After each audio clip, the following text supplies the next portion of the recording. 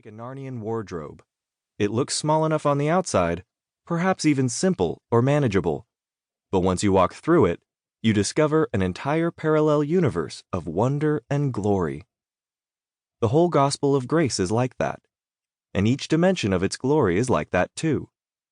I have heard it said that the gospel is a pool shallow enough for a child to play in, and at the same time, deep enough to drown an elephant.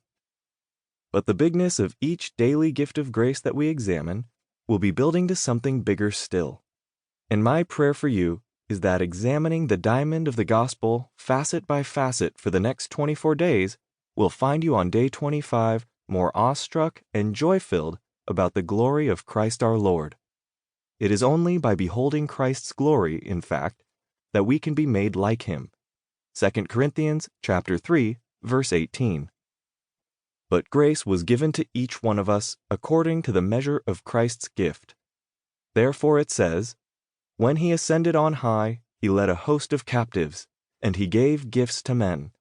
Ephesians chapter 4, verses 7 and 8. Day 1. A thrill of hope. Today's gift, hope.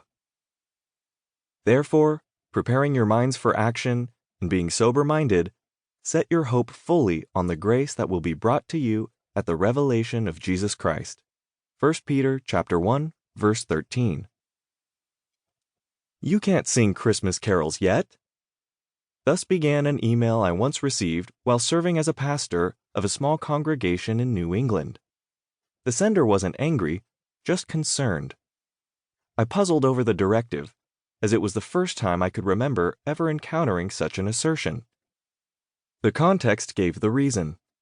Because, I was told, Advent is about anticipating the birth of the Messiah, we shouldn't sing songs celebrating that birth until the Sunday after December 25th.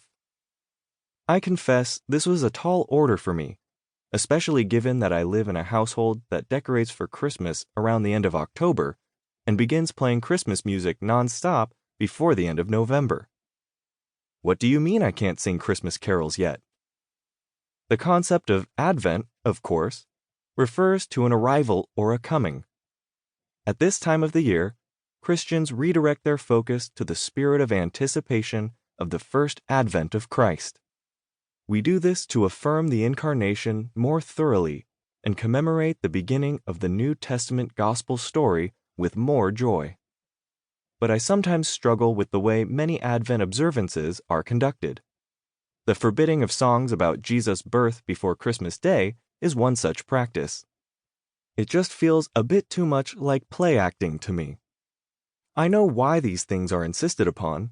It allegedly better helps us get in the spirit of Advent and is thought to heighten the joys of Christmas Day observance.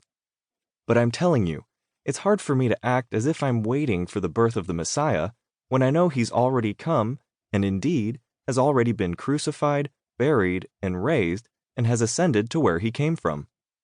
I don't know about you, but I can't pretend every year that Jesus hasn't been born, even if doing so might help me muster up some extra spiritual feelings. But there is one thing I can do that helps me get close to that pre-Christian sense of anticipation. I can think hard about the second coming of Christ, the one still ahead, the second Advent. In fact, the feelings most of us have right now about the state of the world and the sin, chaos, and brokenness that seem to reign everywhere we look is very much like the feelings of those who anticipated the first coming of the Messiah. "How long, O Lord?" is a cry that goes up throughout the Old Testament, a lament for the shalom of Eden, which was lost at the fall, and an expression of grief over the evil, suffering, and injustice continually pervading the earth. How in the world could the children of God before the time of Christ remain faithful year after year, decade after decade, century after century, as the arrival of their righteous King seemed to be delayed? And how in the world can we in the 21st century remain faithful as the Lord in his second coming appears to tarry? After seeing so much bloodshed on a daily basis and feeling so much heartbreak year after year, knowing that in so many places hostility to Christianity is always increasing, and knowing that for all the technological, medical,